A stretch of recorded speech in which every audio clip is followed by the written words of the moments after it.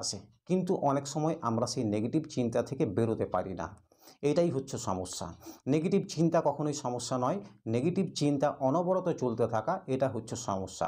এবং এই ধরনের নেগেটিভ চিন্তা যখন বেশি দিন ধরে চলতে থাকে তখন কিন্তু আমাদের লাইফের বিভিন্ন জায়গা ডিস্টার্ব হয়ে যায়। আমরা কিন্তু সুস্থ স্বাভাবিক জীবনযাপন করতে পারি না। যে কোনো বিষয় নিয়ে একটা হতাশার মতো চিন্তাভাবনা আসে, যে কোনো বিষয় নিয়ে একটা ভয়ের চিন্তাভাবনা আসতে পারে। এই যে একটা খারাপ লাগার অনুভূতি, খারাপ লাগার অনুভূতি কিন্তু আমাদেরকে আত্মবিশ্বাসী হতে দেয় না।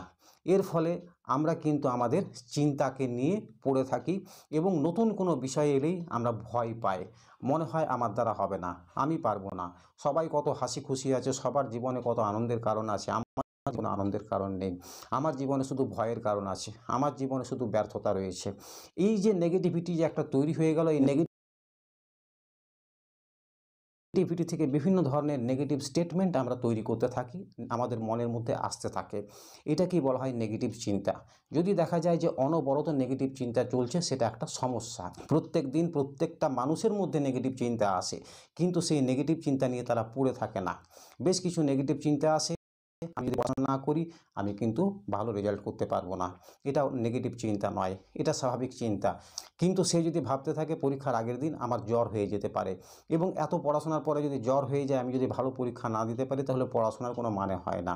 এই যে একটা নেগেটিভ প্যাটার্ন তৈরি হয়ে গেল, এবং সেই নেগেটিভ প্যাটার্নের কারণে সে তারপরে লেখাপড়াই হয়তো কমিয়ে দিল, তার লাইফে কিছু হবে না ইত্যাদি ভাবতে শুরু করে দিল। সে কিন্তু একটা নেগেটিভিটির মধ্যে জড়িয়ে পড়লো। এটাকে ডিপ্রেশন আমরা বলতে পারি, অ্যাংজাইটি আখ্যা দিতে পারি। যেমন ধরনের প্যাটার্ন তৈরি হয়, ঠিক তেমন ধরনেরই চিন্তা আসতে শুরু করে মনের মধ্যে, এবং এটা একটা অটোমেটেড প্রসেস হয়ে যায়। অটোমেটিক্যালি নেগেটিভ চিন্তা আসে, নেগেটিভ ফিলিংস হয়, আবার নেগেটিভ চিন্তা আসে, আবার নেগেটিভ ফিলিংস হয়। অ্যাকচুয়ালি প্রত্যেকটা চিন্তার সাথে একটা করে আবেগ যুক্ত থাকে। যেমন আমরা পিকনিক বললেই একটা আনন্দ উৎসবের কথা মনে করি, বেশ আনন্দ হবে, বেশ হই হুল্লোড় হবে, বেশ মজা হবে, সারাটা দিন খুব আমরা আনন্দে কাটাবো। এই যে অনুভূতিটা, ওই একটা পিকনিক শব্দের সাথে যুক্ত আছে। দুর্গাপুজোর সাথে একটা অনুভূতি আমাদের যুক্ত আছে। এই অনুভূতিগুলো অ্যাকচুয়ালি কী করে, আমাদের আবেগ যখন কোনো বিষয় নিয়ে বেড়ে যায়, তখন চিন্তা পাঠাতে থাকে আমাদের মন। আমি যদি রাম বলি, তখন আমাদের রামায়ণের কথা মনে আসবে, লক্ষ্মণের কথা মনে আসবে, সীতার কথা মনে আসবে। আমি যদি এপিজে আব্দুল কালাম বলি, তাহলে তার বিভিন্ন উক্তি, তার লাইফস্টাইল, তার জীবনশৈলী ইত্যাদি বিষয় সম্পর্কে আমাদের চিন্তাভাবনা আসতে শুরু করবে। অর্থাৎ বোঝা যাচ্ছে যে প্রত্যেকটা চিন্তার সাথে একটা আবেগ যুক্ত থাকে। আমরা ইমোশনাল, আমাদের যে কোনো চিন্তার সাথে কিছু ইমোশান যুক্ত থাকে। যখন দেখা যায় যে কোনো মানুষের মধ্যে নেগেটিভ ইমোশন ডেভেলপ করেছে, কারো একটা কথায় তার খারাপ লেগেছে, কোনো একটা বিষয়ে তার ভয় লেগেছে, তখন কি হয়, তার কিন্তু সেই ভয়ের মাত্রাটা ধীরে ধীরে বাড়তে থাকে। যেই ভয়ের মাত্রাটা বাড়তে থাকলো, সে যখন আবার কিছুক্ষণ ধরে ওই বিষয়টা নিয়ে চিন্তা করতে শুরু করলো, তার বিভিন্ন ধরনের ভয়ের কারণ মাথার মধ্যে আসতে শুরু করবে। এই যে প্রসেসটা চলতে শুরু হয়ে গেল, অটোমেটেড যে প্রসেসটা চলছে, এটাকে যদি বন্ধ না করা হয়, তাহলে কিন্তু তার নিয়ন্ত্রণের বাইরে চলে যাবে তার মন। অর্থাৎ সাবকনশাস মাইন্ড সবসময় ওই চিন্তাটা পাঠাতে থাকবে, এবং আমরা ওই চিন্তাটা নিয়ে ব্যস্ত থাকব। এই জন্য যারা নেগেটিভিটির মধ্যে রয়েছেন, তাদের মন কিন্তু সবসময় একটা প্রি অকুপাইড হয়ে আছে, অর্থাৎ ওই আবেগটা তাকে চালাচ্ছে।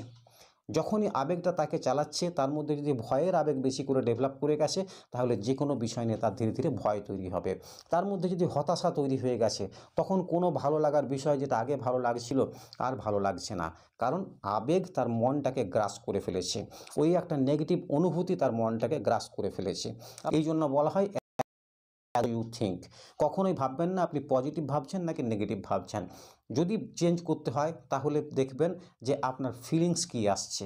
আপনি কি আনন্দ পাচ্ছেন নাকি আপনি কষ্ট অনুভব করছেন। যদি কষ্ট অনুভব করছেন, তৎক্ষণাৎ সেটাকে ব্রেক করার চেষ্টা করুন। কোনো ইমোশান যেন বেশিক্ষণ না চলতে পারে। সেটা বিরাট আনন্দের বিষয় হোক, আপনাকে কেউ পুরস্কার দিয়ে স্টেজে সম্বর্ধনা জানালো, তার জন্যও বেশি উৎফুল্ল হয়ে যাওয়ার কোনো ব্যাপার নেই। আবার আপনাকে ক্লাসে দাঁড় করিয়ে টিচার বেশ কিছু খারাপ কথা বলেছে, তার জন্যও কিন্তু দুঃখ পেয়ে যাওয়ার কোনো কারণ নেই। সেই চিন্তাটা যেন বেশিক্ষণ না চলে। যদি আবেগ আমাদের মনকে চালায়, তখন কিন্তু আমরা আমাদের আত্মবিশ্বাস হারিয়ে ফেলি। একটা গাড়ি যখন ব্রেক ফেল হয়ে যায়, নিজের থেকেই চলতে থাকে, তাকে আটকানো যায় না, তখন কিন্তু আমরা আতঙ্কিত হয়ে উঠি। ঠিক